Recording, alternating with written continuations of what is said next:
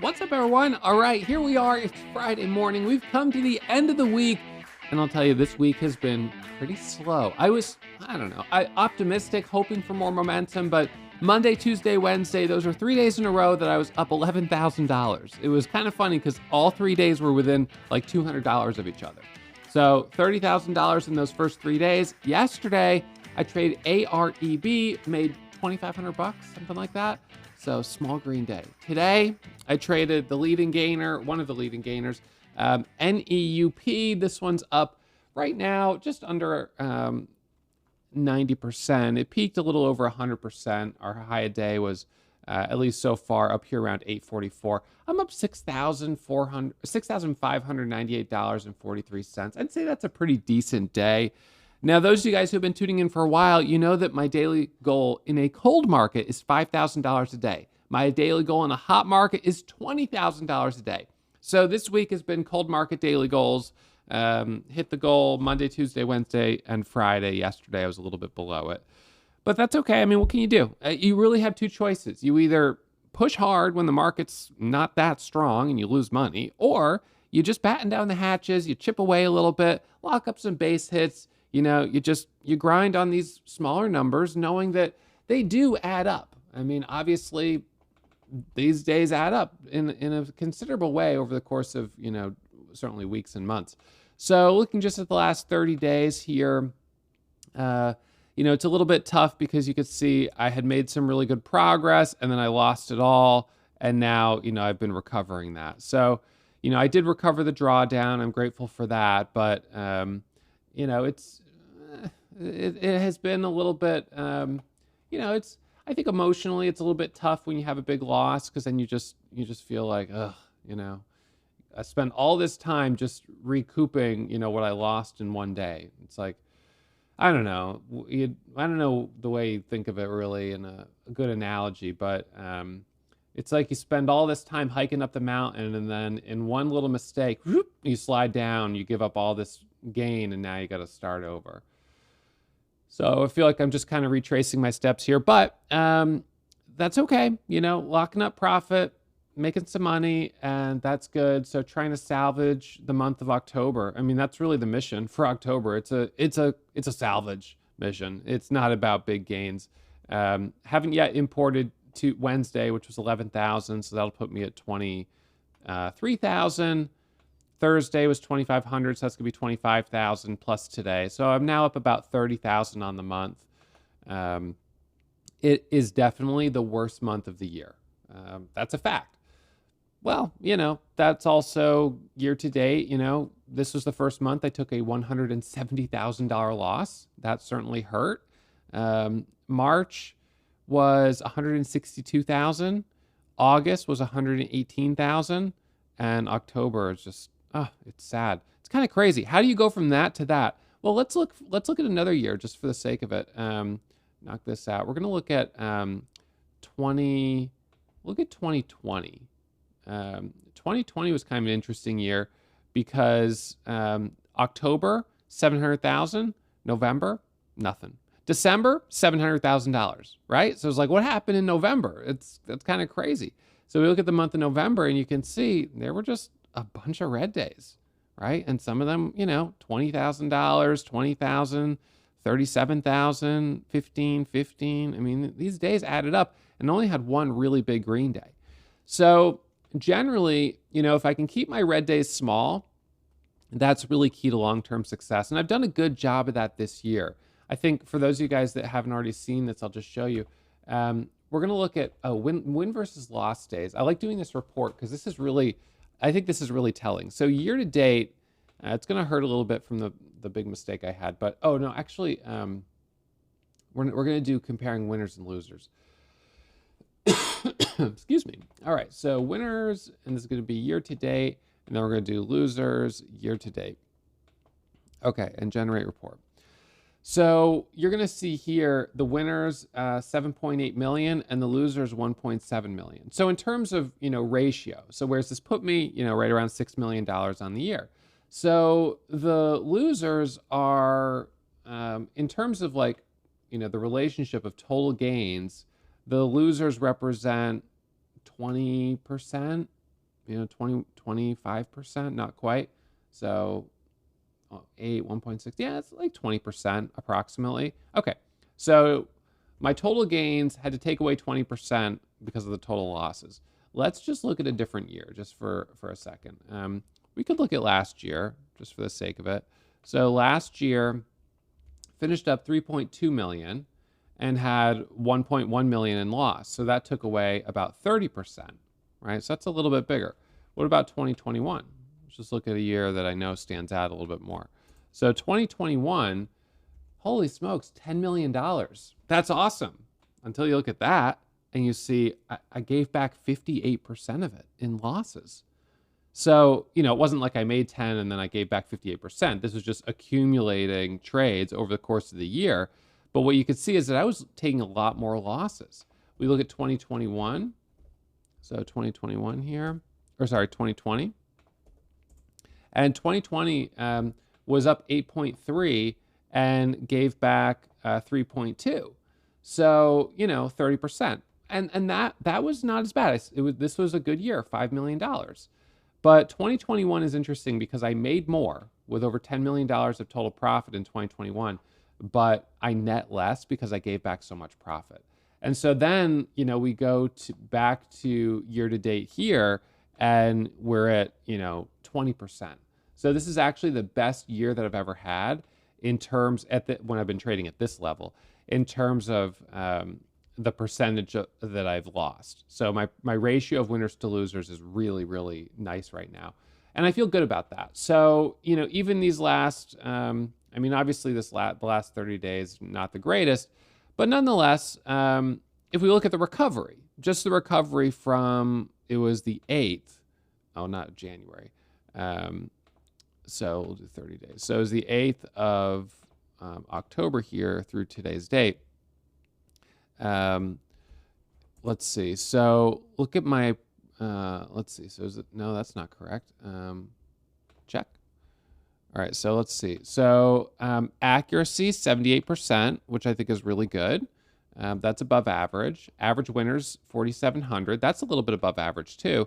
And the average losers have only been, $700, which is fantastic. So, these are some really nice profit to loss ratios, nice accuracy here that I've been able to maintain just during this last stretch, where obviously I've been in trader rehab. So I've been really focused on trading highest quality setups, not overstaying my welcome, being really patient. So when I sat down this morning, to be honest, I was not feeling super enthusiastic. I was kind of bummed out. I looked at the scans early. I saw we had GNTA that had squeezed up 1,000%, which is insane. So GNTA here. But, look at this move from $4 to $44 and then back down to $7. So I didn't take any trades on that. Wasn't up early enough to trade it. But I just kind of was like, all right, this is what we're dealing with. So, in that kind of situation, I feel like it's like the illusion of hotness because the stock went up so much. But if we look at how much volume did it go up on? So it went up on 2 candles, which was a combined volume of basically 300,000 shares, not even. Let's see, it was combined volume of 800,000 shares. So 800,000 shares sent the stock up. I don't know why I didn't calculate that correctly. There it is. So 900,000 shares sent the stock up. And then how much volume has dropped it back down? So 11 million shares. Isn't that kind of weird? Like, in some ways, it doesn't even make sense how that little volume could send it up that much, and then why didn't it just come all the way back down on 800,000 shares? But it's just, now it's been like, 8 or 11 million shares of volume. And it's just been an opportunity, I feel like, for insiders to dump shares. I don't know. I just am always skeptical when I see that kind of stuff. So that doesn't make me feel very, very optimistic, really. So that was kind of what I was looking at coming into today. Saw that move. There's obviously some cheaper stocks on the scans, not interested in those. I don't usually trade them very well. And then we had NEUP that hit the scans and started popping up pretty early. Peaked at about 7 a.m. right here, dipped down, and then curled back up. So this is the only stock I traded today. So my first trade on it was at 7 a.m. And I was getting in basically right at the top of the hour. I was thinking, all right, it's 7 a.m. This is typically when we see a decent amount of volume come into these names. So this was 7 right here. So I actually bought right here at 540. And it squeezes up to 580. It makes some money on that, $1,300. Dips down. We got another curl right here. Dips down. We got another curl right here. So between those trades, I made about $2,500. Then I was sitting tight for a little while. I was sort of like, all right, well, that was it. Sort of pulled back, as you can see here. And then it came back up right through here for a second attempt, but a double top, predictably, not surprised. Then it rips here, and I bought the dip in this area. And initially, I was up almost $8,000 on it. But then as it came back down, I just ended up, like, tons of sellers came in, ended up selling it for a loss, or actually $500 a profit. So now I'm up $3,000 on the day. So not that much.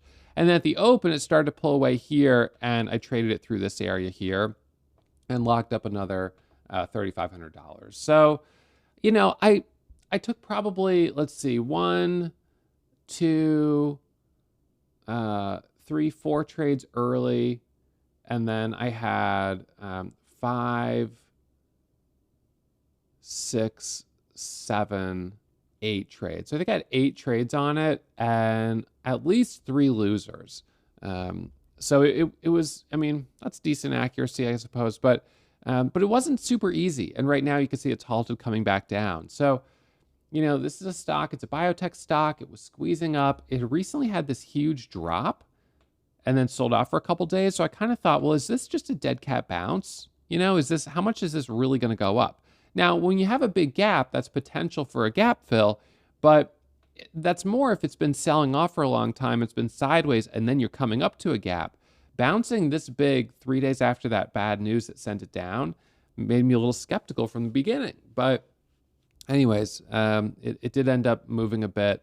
Probably didn't really trade it as well as I could have, but I don't think this is a stock that I would have really like crushed anyways. It just, I don't know. There was just something about it that I couldn't get comfortable on. So, you know what? I'm grateful to be green, live to trade another day. And while I was going through that, I just imported my metrics here for the rest of the week. So yeah, the profit loss ratio has stayed pretty steady. $800 losses, $4,600 winners. Accuracy is at 76%. 4-minute long winners, 1-minute long losers.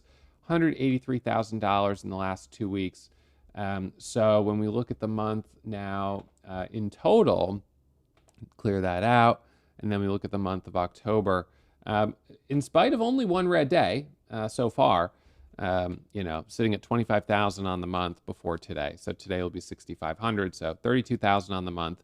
Who knows? Next week, I mean, just as quickly as I lost $172,000, I could have made $172,000. I've certainly had some really big green days this month, or not this month, but this year. And, you know, there's 138, there's 232, there's 169. So, you know, it's possible that next week, if we had a stock that was really strong and I was able to build a cushion, that we could get a nice day. But my P&L for the last 2 weeks has been, you know, within a pretty small range. Haven't been having big winners. So, you know, I probably should set low expectations and just try to survive the rest of the month, finish the month green. And then next thing you know, we're going to be going into November. It's a new month, November, December, and, you know, finish up the year strong. If we look at the overall market, I will say today, noteworthy that the overall market is hitting new all-time highs on the CPI numbers coming out, showing inflation is lower than was expected. So, you know, why does that send the market up? Well, inflation going down is a good thing, but it also makes investors optimistic that interest rates could come down, because interest rates being higher has certainly slowed. Well, it's, you know, it's a cost for businesses to borrow money, so it increases the cost of borrowing. It has effects sort of throughout the economy. It slows down the economy. So on the one hand, yeah, if interest rates went down, things could pick back up, but then you would sort of think prices would go back up as well, which could be, I don't know. I'm not sure what's going to happen, obviously, but in any case, for those of you who have been invested in the market long term, this is good to see. And this year's been a little bit crazy. We had nearly 30% drop in the market from 620 down to 460, and then off those lows recovered. Let's see, we look at the low. So from the low down here to today's high, approximately, the market's up 41%. The S&P 500, 41% from the low to the high. Now, people have been saying, yeah, the market's up 41%. Yeah, since April.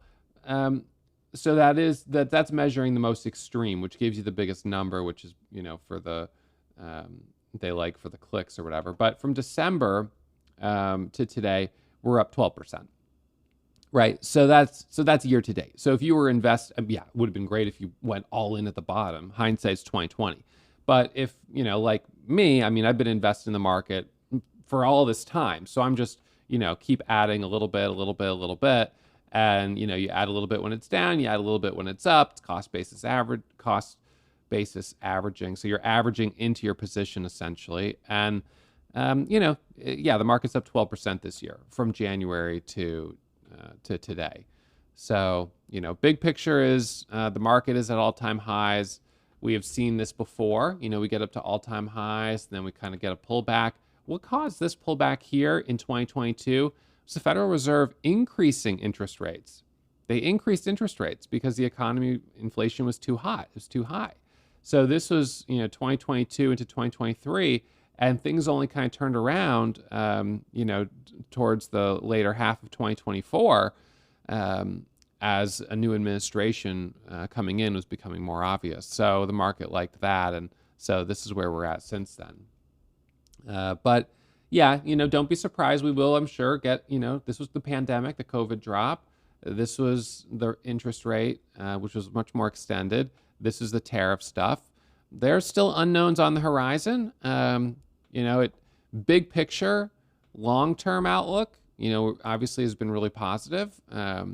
So, that's your long-term outlook. Don't get too bent out of shape on individual days. But for those of us who are day trading and moving in and out of the market, this is quite an interesting time because the market is high, things are priced high, but there's also a lot of sort of FOMO, fear of missing out. People don't want to miss the bull run. They don't want to miss the next big move. And so when stocks do start popping up, even large caps, people are pretty quick to buy them. So I think that this is definitely a time to try to strike while the iron's hot, capitalize as much as we can, because we will have another slow period like we did in 2022. And I'll get through it. I did then, and I will the next time. It's not as much fun, when it's really slow, but, that's survive till you thrive. That's what it's all about. Okay, so that's it for me. Make sure you guys, if you haven't tuned into my episode from yesterday on the 5 reasons why traders lose, I'll put a link to that here. I'll put a link to my new episode this week on stock selection right here, how to pick the strongest stocks each day. And I will see you back here bright and early on Monday morning. But over the weekend, tomorrow, I'm going to have a nice upload for you guys, a full-length class, which I hope you guys check out. So if you haven't already subscribed to the channel, make sure you subscribe, hit the notification so you get the alert when a new upload goes live, and you can be the first one to tune in and watch it. All right, thank you guys as always for tuning in, and I'll see you on Monday.